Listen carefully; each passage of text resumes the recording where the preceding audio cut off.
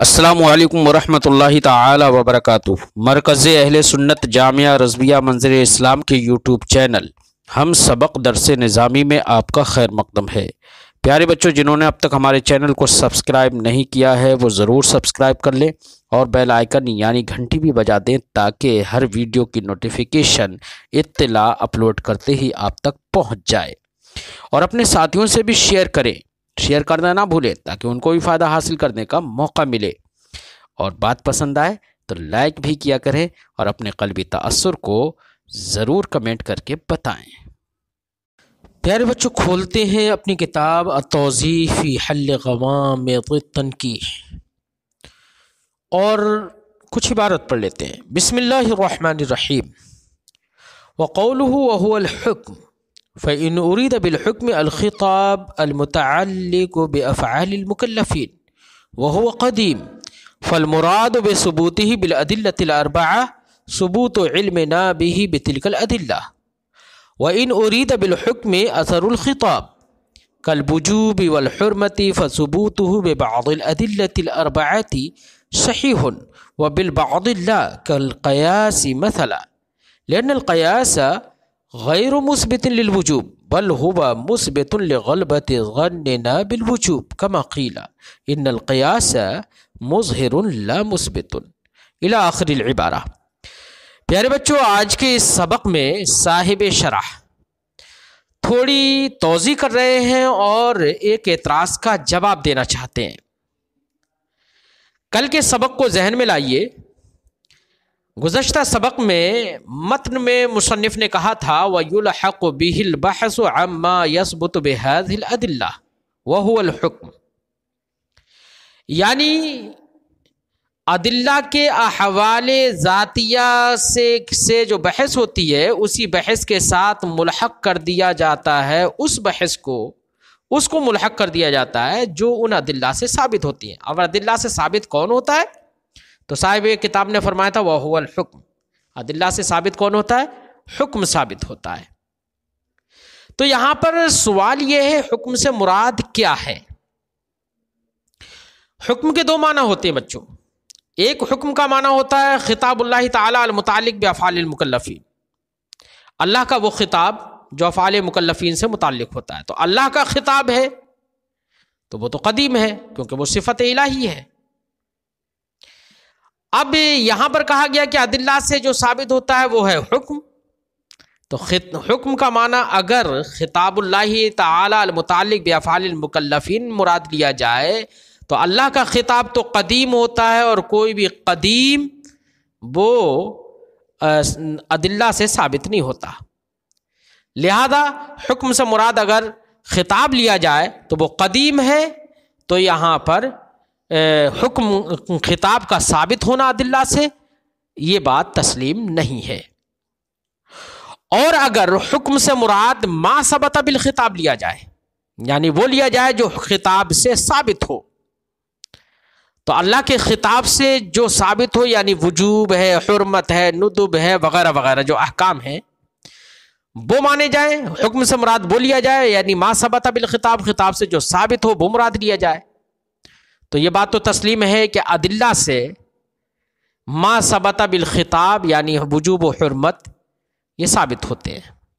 لیکن چونکہ کہا گیا تھا اما یثبت بہذہ الادلہ، اور ادلہ سے اشارہ تھا ادلہ اربعہ کی جانب، یعنی کتاب، سنت، اجماع، قیاس، ان چاروں کی جانب اشارہ تھا، تو اب مانا ہوگا کہ ادلہ اربعہ سے جو ثابت ہو اس کی بحث کو لاحق کر دیا جاتا ہے، اور ثابت ہونے میں بتایا وہ الحکم، حکم ہے، اور حکم سے مراد لیا جائے وجوب و حرمت وغیرہ، تو وجوب و حرمت وغیرہ جو احکام ہیں وہ ادلہ اربعہ سے ثابت نہیں ہوتے، ادلہ ثلاثہ سے تو ثابت ہوتے ہیں، یعنی کتاب، سنت، اجماع سے تو ثابت ہوتے ہیں، لیکن قیاس سے ثابت نہیں ہوتا ہے حکم۔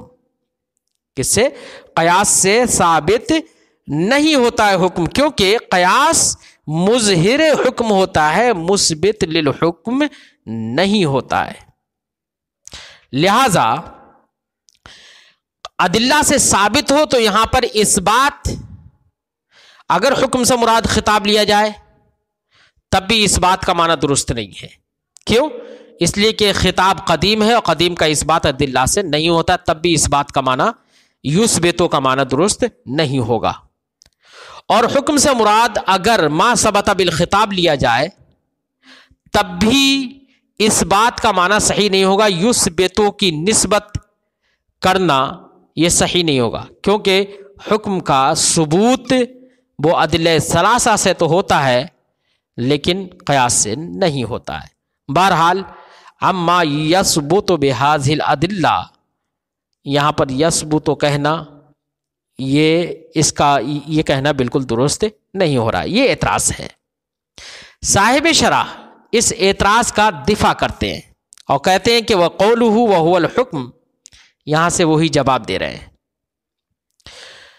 جواب کا خلاصہ یہ ہے کہ دیکھیے، ہم جو ماقبل میں کہا اما یثبت بہذہ الادلۃ وہو الحکم، تو یہاں پر حکم سے مراد خطاب اگر لیں ہم تو معنی ہوگا ادلہ اربعہ سے خطاب ثابت ہوتا ہے، تو خطاب اگر ہم مراد لیں تو آپ ظاہر بات ہے کہ خطاب الہی ہے قدیم، وہ تو ثابت ہوتا نہیں ہے ادلہ اربعہ سے، تو فرماتے ہیں کہ اس صورت میں معنی ہوگا یثبت بہذہ الادلہ کا معنی ہوگا یثبت بہذہ الادلۃ علمنا بذلک الخطاب، یہ معنی ہوگا۔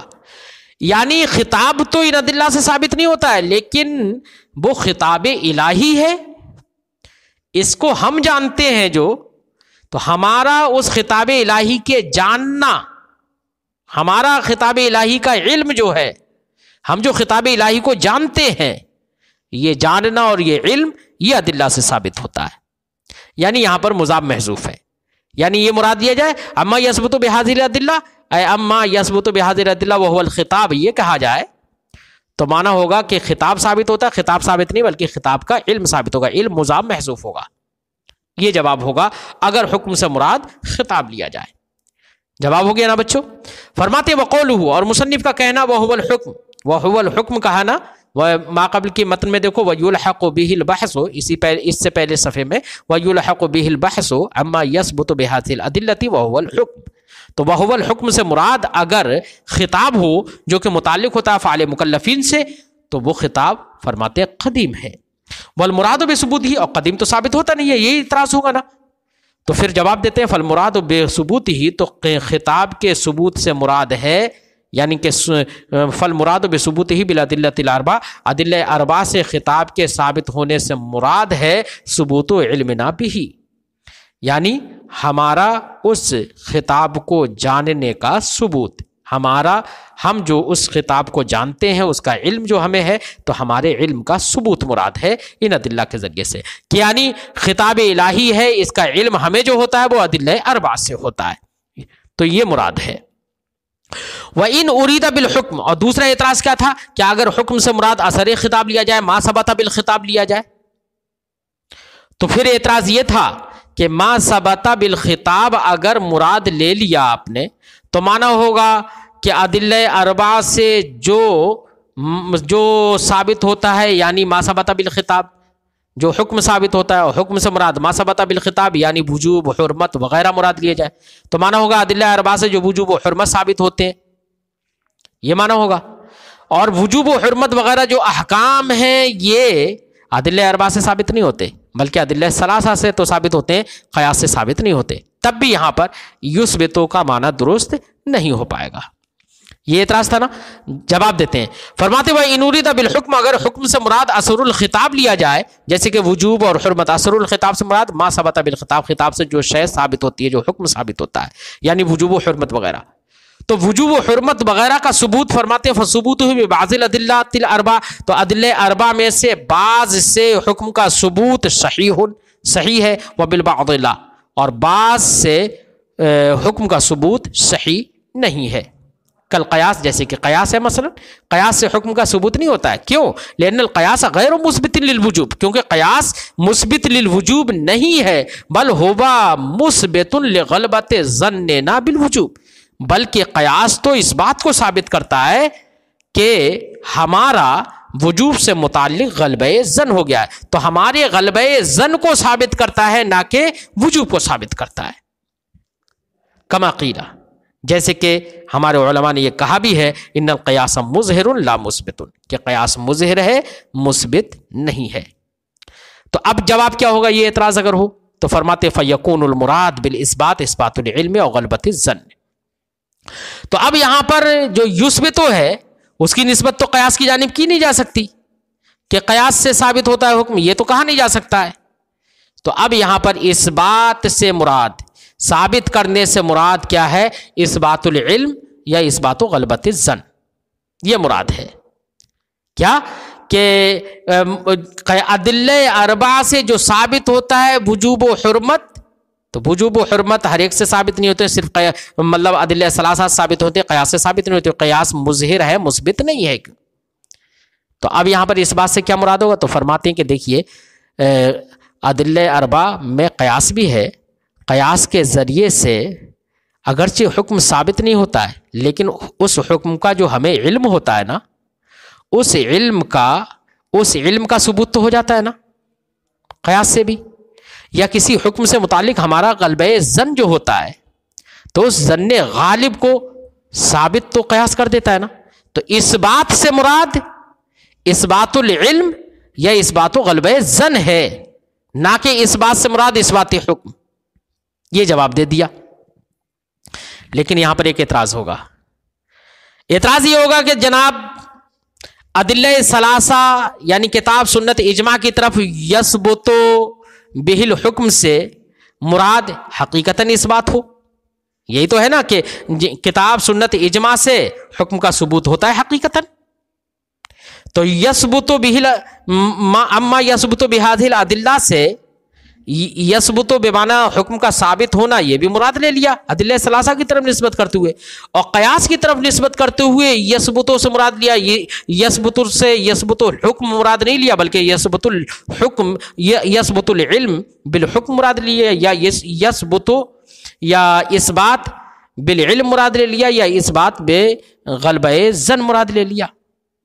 تو لفظ اثبات ادلہ ثلاثہ کی طرف نسبت کرتے ہوئے اس سے معنی حقیقی بھی مراد ہے، اور قیاس کی طرف نسبت کرتے ہوئے اس سے غلبہ ظن یا علم بھی مراد ہے۔ تو یہ تو ایک ہی وقت میں حقیقت و مجاز کا دونوں کا مراد لینا لازم آ رہا ہے ایک ہی لفظ سے، تو یہ تو جمع بین الحقیقت والمجاز لازم آئے گا، جبکہ یہ درست نہیں ہے کہ ایک وقت میں ایک ہی لفظ سے حقیقت بھی مراد ہو اور مجاز بھی مراد ہو، یہ درست نہیں ہے۔ یہ اعتراض اگر کوئی کرے تو صاحب شرح اس کا جواب دیتے ہیں۔ یا دوسرے لفظوں میں یہ کہو کہ کہیں پر قیاس سے مراد علم بھی لے رہے ہیں آپ، یعنی اس بات کی نسبت قیاس کی جانب کر رہے ہیں اگر، تو کہیں پر تو قیاس غلبہ ظن کو ثابت کرتا ہے، تو غلبہ ظن کو ثابت کرنا مراد لے رہے ہیں، اور کہیں پر قیاس کے ذریعے سے کسی حکم کا علم ہوتا ہے تو علم بے معنی اعتقاد ہے وہ مراد لے رہے ہیں۔ تو ایک ہی لفظ اس بات کی نسبت قیاس کی طرف کرتے ہوئے علم بھی مراد لے رہے ہیں ایک ہی وقت میں، اور اسی وقت میں غلبہ ظن بھی مراد لے رہے ہیں، جبکہ علم بے معنی اعتقاد جازم مطابق للواقع ہوئے اور غلبہ ظن اس کے خلاف ہے۔ تو ایک ہی لفظ سے دو متضاد چیزیں مراد لینا یہ بھی تو درست نہیں ہے۔ یہ کوئی اعتراض کرے؟ اعتراض سمجھ میں آ گیا ہوگا نا بچوں؟ فرماتے وہ ان نوقشا، اگر اعتراض کیا جائے اس سلسلے میں یہ کہ بأن اللفظ الواحد لا يراد به المعنى الحقيقي والمجازي معا، کہ لفظ واحد سے معنی حقیقی اور معنی مجازی ایک ساتھ مراد نہیں لیے جا سکتے ہیں، تو پھر یہاں پر آپ نے کیسے مراد لے لیے؟ یہ اعتراض کیا جائے فنقول، تو ہم جواب دیں گے۔ جواب کا خلاصہ بچوں یہ ہے کہ لفظ اس بات سے علم اور غلبہ ظن دونوں جو مراد ہو رہے ہیں، کیا مراد ہو رہے ہیں؟ غلبہ ظن، یعنی اس بات سے مراد نہ ہی صرف علم ہے اور نہ ہی صرف غلبہ ظن ہے، بلکہ اس بات سے مراد یعنی ثابت کرنے سے مراد یہاں پر عموم مجاز کے طور پر تمکین الحکم فی الذہن ہے۔ مراد کیا ہے؟ تمکین الحکم فی الذہن۔ اب وہ تمکین الحکم فی الذہن چاہے علم کی صورت میں ہو چاہے غلبہ ظن کی صورت میں ہو، یہ مراد ہے. یعنی عموم مجاز مراد ہے. اس کی دو صورتیں ہیں عموم مجاز کی، وہ علم کی صورت میں بھی ہو سکتا ہے اور غلبہ ظن کی صورت میں بھی ہو سکتا ہے. اس لیے یہاں پر حقیقت و مجاز کا اجتماع نہیں ہے بلکہ یہاں پر عموم مجاز مراد ہے. جواب سمجھ میں آ گیا ہوگا. فرماتے فنقول، تو ہم جواب میں کہیں گے نرید فی الجمیع، سب کے اندر ہماری مراد ہے اثبات العلم لنا اور غلبۃ الظن لنا. یعنی ہماری مراد کیا ہے کہ وہ ہمارے لیے مثبت للعلم ہیں، یعنی احکام کا علم ہمارے لیے جو ثابت ہوتا ہے وہ ادلہ اربعہ سے ہوتا ہے، یا غلبہ ظن ہمارے لیے ثابت ہوتا ہے وہ قیاس سے ہوتا ہے. تو اثبات العلم لنا یہ ادلہ ثلاثہ سے ہوگا اور غلبہ ظن یہ قیاس سے ہوگا. یہ دونوں مراد ہیں. اب کوئی کہے کہ دونوں کیسے مراد ہو سکتے ہیں ایک وقت میں؟ یہ تو حقیق و مجازی دونوں کا اجتماع ہے. تو جواب وہی ہے کہ ہم نے اس بات سے مراد تمکین الحکم مراد لیا ہے، اور تمکین الحکم دو معنی میں ہوتا ہے، وہ دو طریقے سے پایا جاتا ہے. ایک اثبات العلم کے معنی میں ہوتا ہے اور اثبات غلبہ ظن کے معنی میں بھی ہوتا ہے. تو عموم مجاز مراد لیا ہے، نہ کہ حقیقت و مجاز دونوں کا اجتماع کیا ہے. جواب یہی ہوگا بچوں. آج کی گفتگو ہم یہیں پر ختم کرتے ہیں، پھر آئندہ سبق میں ملتے ہیں. السلام علیکم ورحمۃ اللہ تعالی وبرکاتہ.